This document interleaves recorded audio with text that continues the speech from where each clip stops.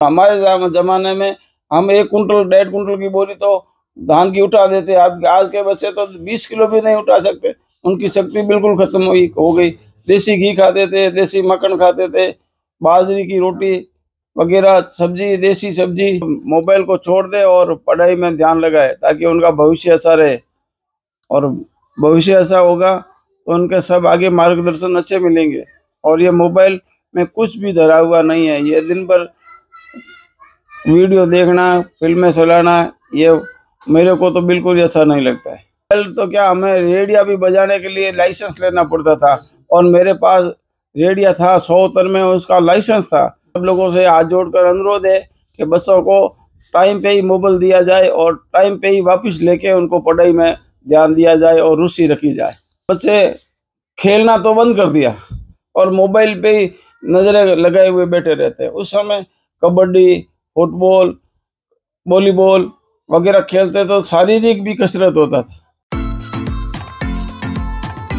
अभी मैं आया था यहाँ पे बालेश्वर में काकोसा के यहाँ पे हमारे बड़े बुजुर्ग काकोसा है, तो उनके साथ मुझे तो काफ़ी कुछ सीखने को मिलता ही है। लेकिन आज काकोसा के माध्यम से जो युवा जनरेशन है, आजकल की पीढ़ी है, उनके लिए एक मैसेज रिकॉर्ड कर रहा हूँ मैं, जिसमें काकोसा एक मैसेज देंगे कि भी आजकल की जो पीढ़ी है काकोसा, वो एक तो मोबाइल घणो हलावे है और इंस्टाग्राम में रील्स बनावे हैं, कई बनावे, स्टेशन लगावे हैं, पढ़ाई में ध्यान है नहीं, बिल्कुल ध्यान नहीं दे। तो वड़ा ना कहीं कहनी चाहो आप, एक सोशल मैसेज आप कर रहे हैं। बच्चों को ये कह रहा हूँ वो मोबाइल को छोड़ दे और पढ़ाई में ध्यान लगाए ताकि उनका भविष्य अच्छा रहे। और भविष्य ऐसा होगा तो उनके सब आगे मार्गदर्शन अच्छे मिलेंगे। और ये मोबाइल में कुछ भी धरा हुआ नहीं है। ये दिन भर वीडियो देखना, फिल्में चलाना, ये मेरे को तो बिल्कुल अच्छा नहीं लगता है। आप जो जमानो तो काको सा वंटण इतना मोबाइल वगैरह नहीं था, जनो केड़ो जीवन था हमारे पास उस समय मोबाइल नहीं था। मोबाइल तो क्या हमें रेडिया भी बजाने के लिए लाइसेंस लेना पड़ता था और मेरे पास रेडिया था 100 में, उसका लाइसेंस था। उनको साल के 1500 रुपये नहीं, सॉरी 15 रुपये लाइसेंस रिन्यू कराने के देने पड़ते थे। तो हमें टाइम पे ही चलाने का अनुभव होता था। टाइम पे ही वो रेडियो का टाइम होता तभी वो बजता था और लोग अनुभव करते थे, देखते थे। तो इतना ही शौक था। बल्कि अब के तो लोगों को ये हो गया कि दिन भर टीवी, मोबाइल देखते देखते अंधे हो जाते हैं, किंतु वो छोड़ते नहीं है। मैं बच्चों से, चश्मा भी लग जाता है। हाँ, बच्चों को चश्मा लग जाता है और उनका शौक ऐसे होता है। और फिर वो ऐसा जो गेम खेलते हैं ना, क्या बोलते हैं उनको, free fire, PUBG, free fire बीजन वो खेलते हैं। कई बच्चे तो उसमें आत्महत्या कर लेते हैं। सही बात है। तो ये गलत है। बच्चों को मेरा कहना है, सब लोगों से हाथ जोड़कर अनुरोध है कि बच्चों को टाइम पे ही मोबाइल दिया जाए और टाइम पे ही वापस लेके उनको पढ़ाई में ध्यान दिया जाए और रुचि रखी जाए। और काको सा अभी का जो युग चल रहा है और एक आपका जो दौर था, आपका जो बचपन था, हमारा बचपन तो बहुत आनंददायक था। हम खेलते थे, शारीरिक कसरत होती थी। अब बच्चे खेलना तो बंद कर दिया और मोबाइल पे ही नजरें लगाए हुए बैठे रहते हैं। उस समय कबड्डी, फुटबॉल, वॉलीबॉल वगैरह खेलते तो शारीरिक भी कसरत होता था।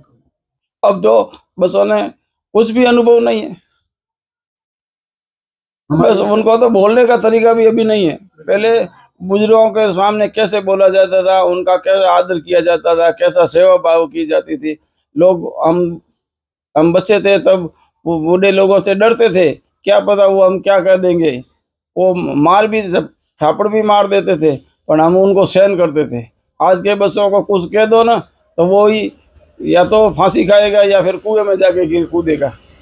इसलिए इन मोबाइलों को बच्चों से दूर रखे, यही मेरा संदेश है। और काको सा आजकल के जो बच्चे हैं उनमें जो आपने बताया अभी, सहनशीलता नाम की चीज रही नहीं, बिल्कुल नहीं। और एक आपका जो दौर था तो जापड़ भी खा लेते थे, बर्दाश्त कर लेते थे, तभी आज योग्य इतने बने हैं। और आजकल के बच्चे थोड़ा कुछ कहो तो आपने बताया जैसे कुएं में कूद जाते हैं, ठीक है, आत्महत्या कर लेते हैं। तो जो आजकल की युवा पीढ़ी ये वीडियो देख रहे हैं, प्लीज अपने बड़े बुजुर्गों का सम्मान करें, अपने बुजुर्गों के पास बैठे। मुझे तो काफी अच्छा लगता है बुजुर्गों के पास बैठना, क्योंकि ज्ञान जो मिलता है वहां से एक अलग ही लेवल का ज्ञान मिलता है। ये आपको किताबों में या फिर ये मोबाइल में वीडियो वगैरह, रील्स वगैरह देखते हो, इसमें नहीं मिलेगा, ठीक है ना। बाकी आपकी इच्छा।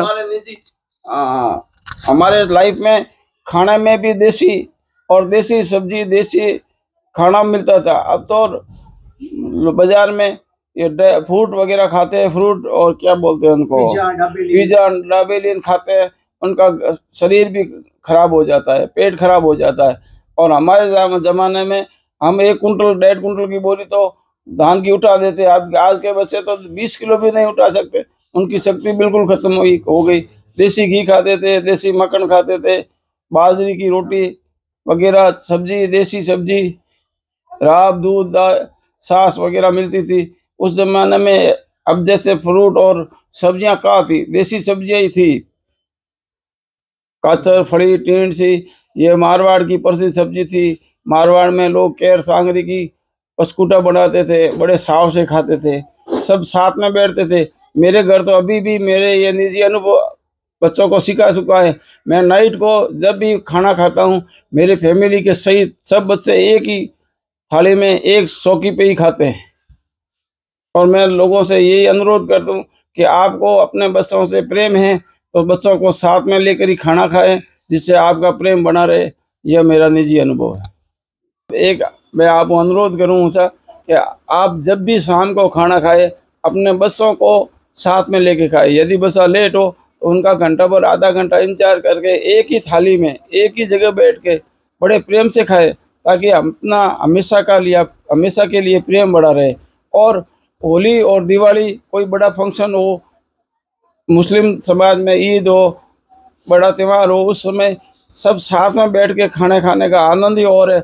और बच्चों को उनका शिक्षा मिलती है कि हमारे पूर्वजन सब साथ में बैठ के खाते हैं, तो उनका प्रेम हमेशा बना रहे, उन पर आज उनका सम्मान मिले, बच्चे भी खुश रहे, बच्चों का भी सम्मान मिले, उनका मन बहलाए। और साथ में ही एक ही चौकी पे एक जगह बैठ के खाना खाने का आनंद ही कुछ और है। उनसे कई तरह की मन में जो विचार आते हैं वो ख़त्म हो जाते हैं। मन के जो विचार और मन के जो दुष्भाव है वो भी ख़त्म हो जाते हैं। बहू और सासू दोनों साथ में बैठ के, जितने भी घर में बहू हैं, वो 1 हो, 2 हो, चाहे 5 हो, सब एक ही थाली में बैठ के खाने खाने का उनको बहुत आनंद आता है। उनका मान बढ़ता है, सासू जी का भी मान बढ़ता है और बहू का भी मान बढ़ता है। आपसे हाथ जोड़कर अनुरोध है कि जब भी आप टाइम मिले खाना खाए, सब एक ही चौकी पे एक जगह बैठ के ही खाना खाए, तो उससे आपका परिवार का प्रेम बढ़ा रहे, फले फूले। इसी कारण अब साथ में नहीं खाने की वजह से समाज टूट रहा है, घर टूट रहे हैं, रिश्ते टूट रहे हैं। यह एक लोगों को फिल्मी एक्टिंग और फिल्मी होटलों में खाना खाने से लोगों को ये दिमाग खराब हो गया है। धन्यवाद। बहुत ही शानदार जानकारी दी यहाँ पे काको सर ने हमें, और मैं चाहूँगा कि आप भी अपने बड़े बुजुर्गों का सम्मान करें, बुजुर्गों के पास बैठे। ये वीडियो बनाने का मेरा मकसद पूरा हो गया। मुझे खुशी होगी काफ़ी जब आप जो युवा पीढ़ी हो अपने बड़े बुजुर्गों का मान सम्मान करेंगे, तो मुझे काफ़ी खुशी होगी। मिलूंगा जल्द आपसे अगले एक नए वीडियो में नई जानकारी के साथ, नए एक सोशल मैसेज के साथ। कैमरामैन राहुल सोनी के साथ JK मथरिया, बालेश्वर।